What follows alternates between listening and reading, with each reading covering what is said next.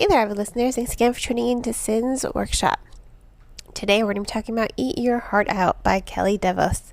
And I have to say, I absolutely love this book. Right from the beginning, I loved the characterization. I love this idea that the author was playing with, this zombie apocalypse, because there is a zombie apocalypse on the horizon. And it's following a group of kids who were shamefully and without their consent, really, sent off to a fat camp. I mean, I don't understand why fat camps even exist anymore. And I don't think, I understand if you're a parent, you're concerned about your kids' weight, but my mentality is, as long as they're healthy, as long as they're happy, who cares about how they look? I don't think it's any one person's job to shame another one. And I like that DeVos kind of does handle that a lot, because it follows Vivian. She would be the final girl in this novel. And I'm going to talk a little bit about those tropes in a second. Her stepfather is the new soccer coach. And she's the soccer star, by the way. She is the captain of the soccer team. And he really doesn't like her because she's overweight, in his opinion. Again, she's perfectly healthy. She plays soccer for the love of God. I don't think an unhealthy person would be able to be, because soccer's not an easy sport to play. It's a very, you're drenched in sweat kind of game. You're running around, you're using a lot of muscles, so I think he just is a dick. I'm going to say that. He's a dick. And I can't play soccer. And I think, she's being sent off to fat camp, like I was saying, because he thinks she's unhealthy and overweight. She's perfectly fine. I mean, I don't understand. And Vivian says that all the time. She's like, he's an ass and I hate him because he's fat-phobic. She does use that phrase in the book. I did get a comment on my YouTube review that I do want to address a little bit. Fat-phobia is a rhetoric used by people who are trying to hide their disgust. I do 100% agree with that. I don't think people are inherently, a phobia is you're scared. There's nothing to be scared about when it comes to people who may be heavier than you. Some of my best friends are bigger than me. One of them is like a second mother to me. I love her with all my heart. And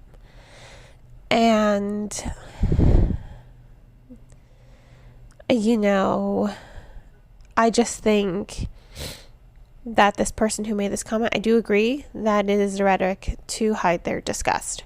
Why they're disgusted, I don't know. I think they are more afraid of letting themselves become, in their own eyes, unhealthy. So I think the people who are using that phrase, fat phobia, to kind of hide their disgust, I think they need to work on loving themselves. Because when you don't love yourself, you tend to project a lot. When you have a lot of bad negativity feelings, you tend to project that out in the world, even if you don't mean to, and even if you don't understand it. So I do agree that it is just a rhetoric used by people to hide their disgust. But anyway, I like that Vivian is just the final girl. She's just so badass. I wish she were my spirit animal. Her characterization, she's intelligent. She is forward-thinking. She is a planner. I mean, if it weren't for her, I think they all would have died really early on, because I feel like she pulls everyone together. And I wish I had my arc still, but it expired, because they all have, the story does shift between perspectives. And I do enjoy those perspectives a lot. especially Allie's, because her perspective was written, and I think this is what's really interesting with the storytelling. Her perspective was written as a screenplay because she wants to be a film director. You've got interior, exterior, the golden boy. And, you know, she when things start going bad, she's like, well, if this were a horror movie, you would be that one, you would be that one, you would be the nervous wreck, you would be the jock with the heart of gold, you would be, gosh, I'm trying to remember all the tropes, but she gives them all tropey names. She's like, I might be the whack job. And when she was doing that, it just reminded me so much of the Breakfast Club as well, because I think it fit. You know, you had the rich boy, the rich snob. You have the two nerds, you know, and then you have Allie, who kind of is the whack job, actually, because she's dealing with all of her own issues. Her and Vivian used to be best friends, but then a boy got involved, and now they're not best friends anymore. Vivian can't stand her. So they do reconcile in the book, but not soon enough. And a lot of the other characters, you know, they do. I'm not going to tell you who's going to meet their demise, but some of them do meet their demise, you know. I'll tell you, I already said it. Vivian is the final girl. If you watch horror movies, you know the final girl lives. She lives to see another day. But when they're at the fat camp, that's when everything starts to go wrong. And I love it. It's very subtle. You know, even from the beginning, you're just like, something is unsettling. Something weird is happening at this camp. And I like this idea that Kelly DeVos is connecting the zombie apocalypse with people's obsession to be super thin. Like I said if you've watched my YouTube review, I think society has this obsession with being incredibly thin, and I don't know why. I think we're starting to branch out of that a little more, to just being healthy, you know. And I think we as a society tend to shame people sometimes. You can be thin, but you're not healthy, you know. You can be oversized or plus size and be completely healthier. I'm sure there are plus size people who are way healthier than me. And I'm what you would consider thin, I guess. I'm average. I guess I'm average now. After I had my kid, I'm average now. And it took me a lot of time to be okay with being average, because I'm still, you know, myself trying to learn to like love my body. And I do, you know, I love parts of my body, but I'm pregnant again. So I'm just like, ugh. I'm going through one of those pregnancy things where they hate their body, even though I love my baby. So I like that Kelly DeVos is connecting the zombie apocalypse, like I said, to everyone's obsession with being thin, because it starts with these metabolistic boosters, or like wafer thin cookies, and everyone in the final group in the novel, they're just like, yeah, we're not going to eat these look suspicious. And one of them wants to be a biologist, and she's like, I don't think these are safe. She's like, are these even FDA approved? She's just so smart. And they're all just like, nope, not going to eat these. And what it does is it's making you lose weight at such a high rate that you start to become hungrier and hungrier and hungrier, and nothing's going to satisfy you. And you turn into athletic zombies, as they say in the novel.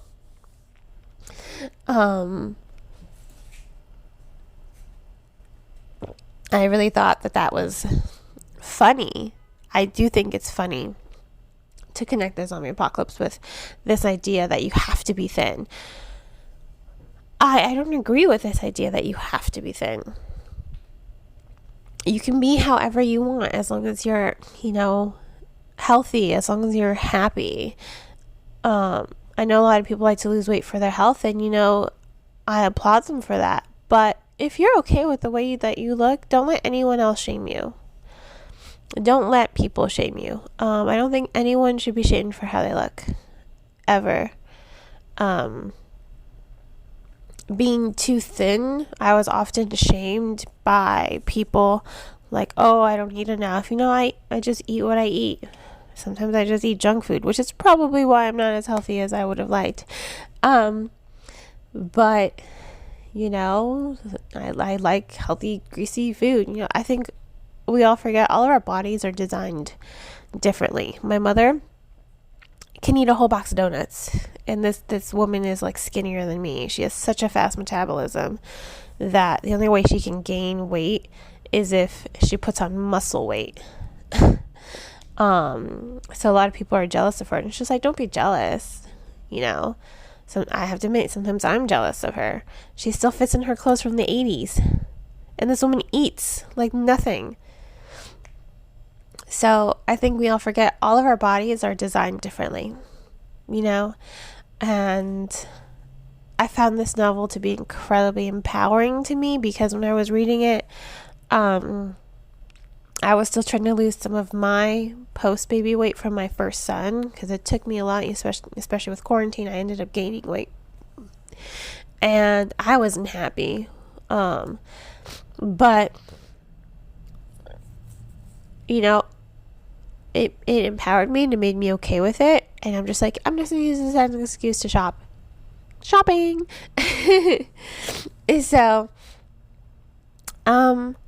I think Kelly DeVos did a great job with her storytelling. I love the pacing. I love the momentum. I love the subtext to the story. I love how it's written, and I love the voices and the characterization and the tropes, because it doesn't even feel tropey. Like, yeah, she's naming these tropes for horror movies, but it's not tropey, I guess you could equate it to Scream, almost, like it's poking fun at these tropes while also being something on its own and not being cliche or tropey or predictable. So ultimately, I have to give this book 5 stars, just because I found it so empowering. And I hope you stuck with me. I know I went on a little tangent sometimes, but I think this novel is a novel that warrants discussion. And I think it's a good novel that does highlight discussion, within the media, within society. And I loved it for that part alone.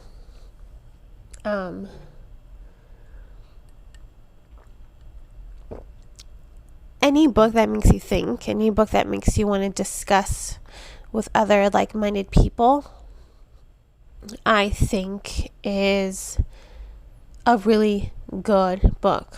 Ultimately, I would love to see this adapted as a movie, but the same person who made that comment on my YouTube video, he doesn't think it would, do well as a movie. I mean, he's probably right, just because of where society is at as a whole. People tend to want to see what their idea of beautiful is on the screen, but honestly, if Rebel Wilson were like 10 years younger, she would be great for Vivian. I'm just saying.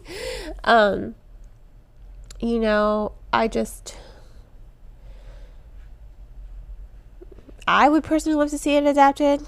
Maybe society wouldn't, but I would love it, honestly. Because I love the subtext to it, and I love the thoughtfulness of it. I love the characterization and the storytelling. So on that note, if y'all stuck with me through this little rant/review, please don't forget to like and subscribe to my podcast. And share it with all your book loving friends, and please don't forget to support the author by purchasing their book, and if you can't purchase it, by checking it out from your local library and leaving a review. If that's the only way you can support them, then do it. But authors love book reviews. They love them. So Hope you all have a great rest of your day. Sorry, my allergies are starting to kill me. I hope you all have a great rest of your day, and as always, happy reading.